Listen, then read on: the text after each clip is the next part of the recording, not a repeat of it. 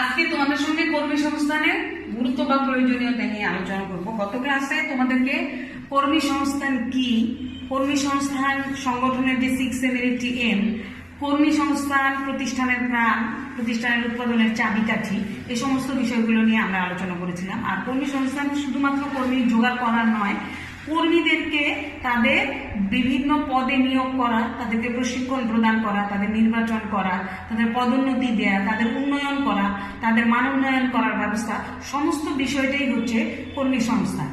কর্মীরা হচ্ছে প্রতিষ্ঠানের প্রাণ। কর্মীরা ছাড়া কোনো প্রতিষ্ঠান তাদের কাঙ্ক্ষিত লক্ষ্য অর্জন করতে পারে না। প্রাতিষ্ঠানিক লক্ষ্য অর্জনে কর্মী সংস্থানের গুরুত্ব অপরিসীম। প্রতিষ্ঠানের উদ্দেশ্যগুলি যদি আমরা সাফল্যের সঙ্গে অর্জন করতে চাই, তাহলে প্রয়োজনীয় সংখ্যক দক্ষ এবং যোগ্য কর্মীর কোনো বিকল্প নেই। আর এই দক্ষ এবং যোগ্য কর্মী কেন প্রতিষ্ঠানের জন্য প্রয়োজন, সেই বিষয়গুলো নিয়ে আজকে আমরা বিভিন্ন পয়েন্টসের মাধ্যমে সেগুলো আলোচনা করব। প্রথমে হচ্ছে দক্ষ এবং যোগ্য কর্মী গড়ে তোলা। আমরা বারবারই বলেছি যে সঠিকভাবে যদি আমরা প্রতিষ্ঠান পরিচালনা করতে চাই, তাহলে যোগ্য এবং দক্ষ কর্মীর দরকার। আর যোগ্য এবং দক্ষ কর্মী তৈরি করতে গেলে কর্মী সংস্থানের কোনো বিকল্প নেই। কারণ কর্মী সংস্থান শুধু কর্মীদেরকে বিভিন্ন উৎস থেকে জোগাড় করে না, তাদেরকে যাচাই বাছাইয়ের মাধ্যমে নির্বাচন করে এবং প্রয়োজনীয় প্রশিক্ষণ প্রদানের মাধ্যমে তাদের যোগ্য এবং দক্ষ করে গড়ে তোলে। আর এই দক্ষ কর্মীদের যদি প্রতিষ্ঠানে নিয়োগ দেওয়া যায়, তাহলে প্রতিষ্ঠানের কাজের গতিশীলতা বাড়ে আর লক্ষ্য অর্জন করা খুব সহজ হয়, অর্থাৎ লক্ষ্য অর্জনে তারা সহায়তাও করে থাকে। এই জন্য দক্ষ এবং যোগ্য কর্মী যদি আমরা নির্বাচিত করতে চাই বা প্রতিষ্ঠানে যদি আমরা তাদেরকে দিয়ে প্রতিষ্ঠানের লক্ষ্য অর্জন করাতে চাই, কাজের গতিশীলতা বাড়াতে চাই, তাহলে কর্মী সংস্থানের মাধ্যমেই যোগ্য এবং দক্ষ কর্মী নিয়োগ দেওয়া সম্ভব। এরপরে আমরা আমাদের আস্তে আস্তে 2 নম্বরে যে মানব সম্পদের ব্যবহার। একটা দেশে বিভিন্ন ধরনের, বিভিন্ন পর্যায়ের, বিভিন্ন শিক্ষাগত যোগ্যতার মানুষ থাকে, বা কেউ কেউ তেমন কোনো লেখাপড়াই করে না। কিন্তু এই মানুষগুলোকে যখন মানব সম্পদে পরিণত করা যায়, তখন তারা দেশের বিভিন্ন কাজে লাগে এবং একটি দেশের উন্নয়নের জন্য বিভিন্নভাবে তারা অবদান রাখতে পারে। এই মানব সম্পদ মানুষগুলোকে মানব সম্পদে পরিণত করার জন্য কর্মী সংস্থানের কোনো বিকল্প নেই। কর্মী সংস্থানের মাধ্যমেই একমাত্র এই সমস্ত মানুষগুলোকে তাদের কাজের জন্য দরখাস্ত করা বা তাদের কাজের জন্য আহ্বান করা হয় এবং সঠিক যাচাই বাছাইয়ের মাধ্যমে তাদেরকে সংশ্লিষ্ট পদে নিয়োগ করে তাদেরকে প্রশিক্ষণ প্রদানের মাধ্যমে মানব সম্পদে পরিণত করা যায়। এই যে আমাদের দেশে বিভিন্ন মানুষগুলোকে বিভিন্ন দেশে পাঠানো হয়, রপ্তানি করা হয়, বলা হয়, এগুলো তো আসলে তারা পণ্য সেবা না, তারা মানুষ, কিন্তু তাদেরকে বিভিন্ন দেশে কাজের জন্য পাঠানো হয়। তাহলে এই যে মানুষগুলোকে বিভিন্ন কাজের জন্য পাঠানো বা নিজের দেশের অভ্যন্তরেই যদি বিভিন্ন প্রতিষ্ঠানে এই সমস্ত মানুষগুলোকে কাজে নিয়োগ করার মাধ্যমে যখন তারা কর্মক্ষম এবং দেশের অর্থনীতিতে অবদান রাখে, তখনই মানুষগুলো হয় মানব সম্পদ। এই জন্য কর্মী সংস্থানের কোনো বিকল্প নাই। কারণ কর্মীদেরকে বা মানুষগুলোকে কাজের জন্য আহ্বান করেই কর্মী সংস্থানের মাধ্যমে।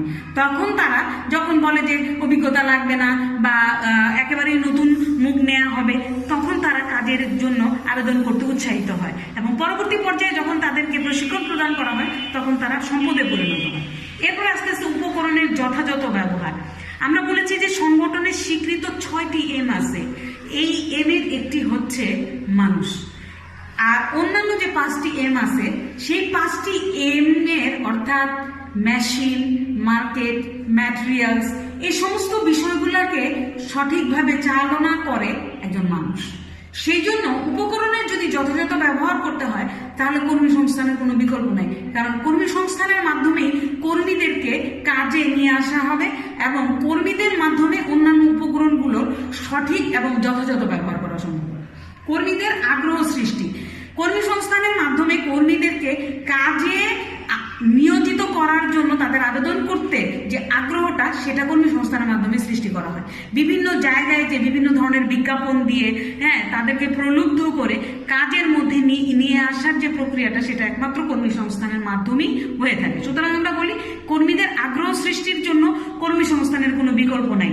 আর কর্মীদের আগ্রহ সৃষ্টি করার মাধ্যমেই তাদেরকে প্রতিষ্ঠানের জন্য মনোনীত করা হয় এবং পরবর্তীতে প্রতিষ্ঠানের জন্য তাদেরকে দক্ষ করে গড়ে তোলা হয় এবং প্রতিষ্ঠানের সাফল্য অর্জন করা সম্ভব হয়।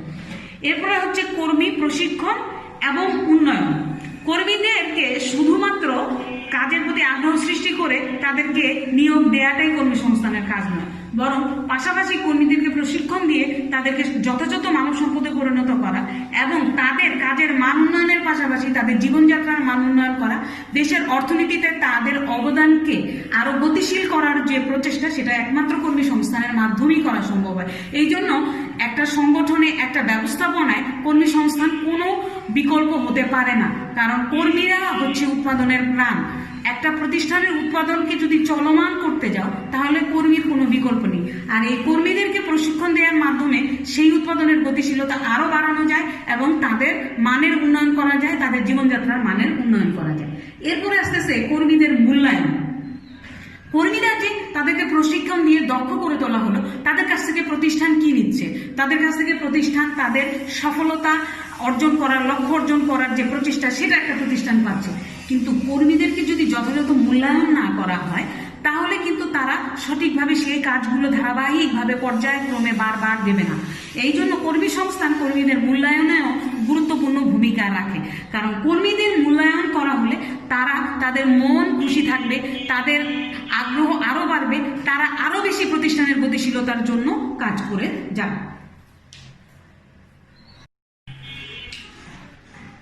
এরপরের কাজটা হচ্ছে যে ব্যয় হ্রাস করা। ব্যয় কোথায় হ্রাস করবে? একটা প্রতিষ্ঠানে উৎপাদন করতে গেলে অবশ্যই খরচ হয়। এখন কর্মীরা যদি যোগ্য হয়, দক্ষ হয়, কর্মীরা যদি দক্ষ হয় তাহলে তারা কি করবে? তারা কম সময়ে কাজটি সম্পূর্ণ করবে এবং সময় যত কম লাগবে তত প্রতিষ্ঠানের কি ব্যয়ের পরিমাণ বা খরচের পরিমাণটা কমে আসবে। তো প্রতিষ্ঠানের ব্যয় হ্রাস পেলে কি হবে? মুনাফার পরিমাণ কিন্তু বাড়বে। আর এই মুনাফার অংশীদার কিন্তু প্রতিষ্ঠানের মালিক থেকে নিয়ে শুরু করে কর্মীরা সকলেই। এখন কর্মীদেরকে মূল্যায়ন করার ঠিক আগের স্টেপে আমরা বললাম যে কর্মীদেরকে যদি সঠিকভাবে মূল্যায়ন করা হয়, তাদেরকে যদি ভালো কাজের স্বীকৃতি স্বরূপ বিভিন্ন ধরনের পুরস্কার, কখনো বোনাসের ব্যবস্থা করা হয়, তখন তারা দক্ষ হয়ে তারা কম সময়ে প্রতিষ্ঠানের কম খরচে বেশি উৎপাদন করার জন্য আগ্রহী হবে বা কাজটি করবে এবং আরো বেশি গতিশীলভাবে কাজটি করবে, দক্ষভাবে কাজটি করবে, তাহলে ব্যয় হ্রাস পাবে। আর ব্যয় হ্রাস পেলে প্রতিষ্ঠানের কি হবে? মুনাফার পরিমাণ বেড়ে যাবে, মুনাফার পরিমাণ বাড়বে। আর মুনাফা অর্জন করাই তো ব্যবসার প্রধান লক্ষ্য। এই জন্য প্রতিষ্ঠানের যদি কর্মী সংস্থান প্রক্রিয়াটি সঠিক থাকে তাহলে দক্ষ কর্মী নিয়োগ করা সম্ভব হবে বা কর্মী নিয়োগ করে তাদেরকে দক্ষ করে গড়ে তোলা হবে এবং পাশাপাশি দক্ষতা এবং যোগ্যতার মাধ্যমে তাদের যদি মূল্যায়ন করা হয় সঠিকভাবে তবে তারা প্রতিষ্ঠানে কম সময়ে বেশি পরিমাণ উৎপাদন করবে। এতে ব্যয়ের পরিমাণ কমে যাবে এবং মুনাফার পরিমাণ বাড়বে। এরপরে আসতেছে ব্যবস্থাপনা ও কর্মীদের স্বার্থ রক্ষা। আমরা যে জিনিসটা বললাম যে কর্মী সংগ্রহের মাধ্যমে বিভিন্ন ধরনের কর্মী বা কর্মকর্তাদেরকে তাদেরকে সঠিক পদে নিয়োগ করা, তাদেরকে প্রশিক্ষণ দেয়া, তাদেরকে পদোন্নতি দেয়া, তাদের উন্নয়ন করা, বিভিন্ন কার্যক্রমগুলো গ্রহণ করা হয়ে থাকে। আর কর্মী সংস্থান শুধুমাত্র কর্মী নয়, ব্যবস্থাপনা সাথে যারা জড়িত তাদেরও স্বার্থ সংরক্ষণে সঠিক ভূমিকা পালন করে। কারণ হলো প্রতিষ্ঠানের যখন উন্নয়নটা বেশি হয়, প্রতিষ্ঠানের যখন মুনাফার পরিমাণটা বাড়ে, তখন ব্যবস্থাপনা এবং কর্মী প্রত্যেকেরই কিন্তু সেটা সুফল পায়। পাশাপাশি প্রতিষ্ঠান ব্যবস্থাপনাকে তারা উচ্চ পর্যায়ের ব্যবস্থাপনার সঙ্গে জড়িত, কর্মীরা হচ্ছে নিম্ন পর্যায়ের সঙ্গে জড়িত। কিন্তু এই স্তর, উচ্চ স্তর এবং নিম্ন স্তর, তিনটা স্তর আছে, উচ্চ স্তর, মধ্যস্তর এবং নিম্ন স্তর। আমরা ব্যবস্থাপনার সূচনা চ্যাপ্টারে সেটা পড়েছিলাম যে এরকম পিরামিডের মতো উচ্চ স্তর, মধ্যস্তর, নিম্ন স্তর। এটা কিন্তু উচ্চ পর্যায়ের লোক বা নিম্ন পর্যায়ের লোক বিষয়টা তা না। উচ্চ পর্যায়ের এরা উচ্চ স্তরের এই কারণে যে তারা শুধুমাত্র নীতি নির্ধারণ করে, পরিকল্পনা প্রণয়ন করে, আর কর্মীরা হচ্ছে নিম্ন স্তরে এই কারণে যে তারা সেই পরিকল্পনা প্রণয়নটি বাস্তবায়ন করে। সুতরাং উভয়ের গুরুত্ব কিন্তু প্রতিষ্ঠানের জন্য অনেক বেশি এবং এই জন্য কর্মী সংস্থান প্রক্রিয়ার মাধ্যমে ব্যবস্থাপনা এবং কর্মী উভয় উভয়ের স্বার্থ সংরক্ষণের ব্যবস্থা করা হয়। অর্থাৎ ব্যবস্থাপনারা যদি ভালো কাজ করে তাদেরকে পদোন্নতি দেওয়া হয়, কর্মীরা যদি ভালো কাজ করে তাহলে তাদেরকে পদোন্নতি দেওয়া হয়, তাদেরকে প্রশিক্ষণ যেমন কর্মীদের দেওয়া হয় তেমনি ব্যবস্থাপকদের দেওয়া হয়, এবং উভয়কেই কি দক্ষ এবং যোগ্য করে গড়ে তোলা হয়। সেই জন্য কর্মী সংস্থান প্রক্রিয়ার মাধ্যমে ব্যবস্থাপনা এবং কর্মী উভয়ের স্বার্থ রক্ষা হয়, সেটা আর্থিক দিক দিয়ে হোক, দক্ষতার দিক দিয়ে হোক, প্রশিক্ষণের দিক দিয়ে হোক, যেভাবে হোক না কেন। এরপরে আস্তে আস্তে আধুনিক প্রযুক্তির ব্যবহার। আধুনিক প্রযুক্তি একটা প্রতিষ্ঠানের জন্য বর্তমান প্রেক্ষাপটে আধুনিক প্রযুক্তির প্রতিষ্ঠানকে কি করে, সময় বাঁচিয়ে তাদের খরচ কমিয়ে অনেক বেশি মুনাফার দিকে ধাবিত করে। আর আধুনিক প্রযুক্তি ব্যবহার করার জন্য দরকার দক্ষ কর্মী। একসময় আমাদের দেশে কম্পিউটার ব্যবহার করার জন্য বিভিন্ন প্রতিষ্ঠানগুলো খুব বেশি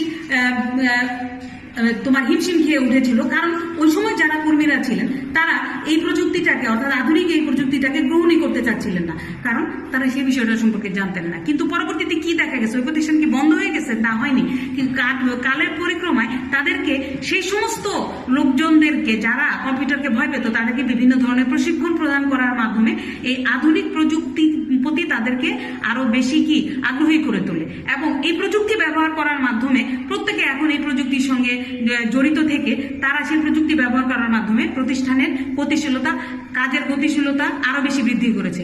আর গতিশীলতা যত বেড়েছে তত বেশি কম সময়ে কম খরচে সেই পণ্যগুলো আরো মানসম্মতভাবে উৎপাদন করার জন্য ব্যবস্থা গ্রহণ করা হচ্ছে। পাশাপাশি দেশে এবং বিদেশে প্রত্যেকটি জায়গায় আমাদের দেশের উৎপাদিত পণ্যের মান আরো বেশি বেড়েছে।